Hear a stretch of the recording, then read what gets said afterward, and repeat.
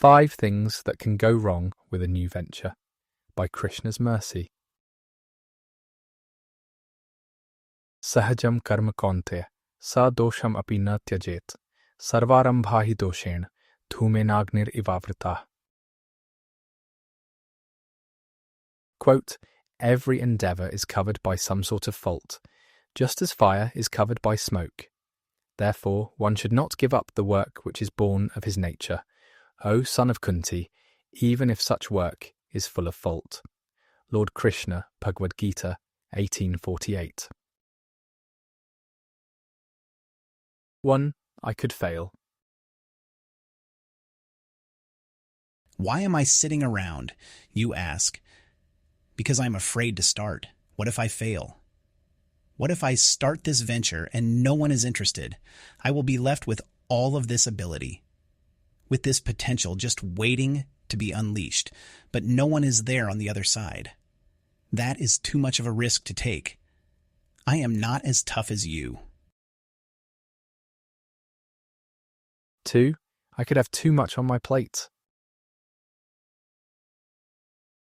Okay, so what if I succeed in the beginning? Have you heard of the law of diminishing returns? This says that once I get something, I am no longer satisfied with that something. I need to reach another level. Have you ever seen those videos of professional tennis players destroying their rackets in anger? It makes no sense. They play better than 99% of the population. Why are they so upset then? It must be that there is too much stress. That extraordinary ability only brought them misery. Why would I want to risk the same? 3. There could be lawsuits. You think I should open a bakery? You think people would love to eat the cookies and cakes that I make? I don't know. Have you spent any time in the retail business? It can get pretty ugly. The customers are not always the best. What if a belligerent person enters the store and refuses to leave? I will have to hire a bodyguard then. What if someone tries to cheat me, returning a cake half-eaten, where they insist on a full refund? I can just see the lawsuits coming if I refuse to bake a cake depicting debauchery. I think I would rather avoid that trouble. 4. There is vulnerability to abuse. Yeah, public education is not what it used to be. Not sure who exactly is to blame, but at this point I can't risk sacrificing one of my children to that establishment. Have I thought about starting my own school? I don't know. Just see how bad these experiences are. There is so much abuse at these places. How do you ensure that the teachers you hire are not predators? The risk is too high, if you ask me. 5. My reputation might get ruined. Yes, people are generally fond of me. They say nice things about me. That is because I am polite, convivial, and agreeable. As soon as I step up to the microphone to voice my opinion about something, all of that will change. If I start to challenge the players in power, the ones fueling the corruption, they will come at me like anything. I will be tarred and feathered in the town square. They will work overtime to ruin my reputation. Why would I want to put myself through that? For the above described reasons and more, I am hesitant to try something new. It might even be something I am interested in, with an end goal aligning with my objectives for life. It might be something I am capable of doing, of succeeding at, inspiring others in the process. Nevertheless, I am hesitant. There will be too much to handle. Just see the alternative. If I don't try, I can't fail. If I don't put myself out there, no one can criticize me. If I don't step foot in the arena, then I will never be responsible for competing interests. I will never be burdened by time, by deadlines, and by the watchful, critical eye of others. I will be completely safe. The historical figure known as Arjuna of the Pandava family briefly thought along similar lines. He happened to choose The worst possible time to be hesitant. You see, the course was already drawn. There was a chariot to assist in the travel. There was the expert seated at the helm to direct that chariot. All Arjuna had to do was strategically fire arrows at enemy targets. This would be a piece of cake for him. He was expert in the field, after all. He was known as Savyasachin. Quote, Savyasachin refers to one who can shoot arrows very expertly in the field.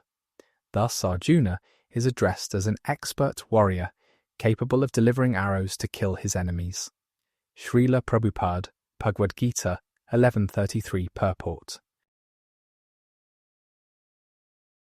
Arjuna was not necessarily concerned with failure. That is always something to contemplate, but in this case success painted a more disturbing image. As this was a gathering of warriors on a battlefield, the objective of the endeavour was to kill people, break things, depress the spirits of the opposition, emerge victorious such that you can reclaim what was originally stolen from your family. Arjuna and his brothers would get the kingdom back. The concern was the collateral damage. By taking part in the hostilities, Arjuna would be a party to violence. He could rightfully be blamed by the family members left behind. See that wounded soldier over there? See that slain father of a family in that corner? See the blood drained out of that valiant but defeated fighter? It is all Arjuna's fault. There is no way around the issue, as there is clear cause and effect. The action, karma, resulting in success, safala. Prior to making a final decision, Arjuna consulted that person steering his chariot. This person happened to be a trusted guide. This person happened to be wishing well to both Arjuna and his brothers. This person happened to have bailed the family out of trouble in the past, like when Queen Draupadi was about to have nothing left of her sari, as it was forcibly removed by wicked characters intent on embarrassing her in front of an assembly of respected individuals. Vishan Mahagne Purushad Darshanad Asat Sabhaya Vanvaskritchataha Mridhe Mridhe Nek Maharthastrato Dronya Astratash Chasm Hare Bhirakshitah. Quote, My dear Krishna, your lordship has protected us from a poisoned cake, from a great fire, from cannibals, from the vicious assembly, from sufferings during our exile in the forest, and from the battle where great generals fought. And now you have saved us from the weapon of Ashvatthama. Queen Kunti, Srimad Bhagavatam, 1.8.24. The person Arjuna consulted was Sri Krishna. His Divine Grace, A.C. Bhaktivedanta Swami Prabhupada, in accordance with authorities of the Vedic tradition and the revealed information of sacred texts such as Bhagavad Puran and Mahabharata, says that Krishna is the Supreme Personality of Godhead. Not a bad person to have in your corner. If you need a teacher, who better than the original one, the Adi Guru? Among the many things Krishna taught Arjuna in their subsequent conversation, which is known as Bhagavad-gita, is that there is always some degree of fault associated with work. There is no getting around the issue.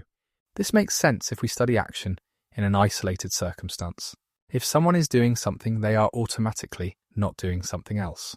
That creates the potential for fault by omission, what to speak of incorrectly carrying out the intended action.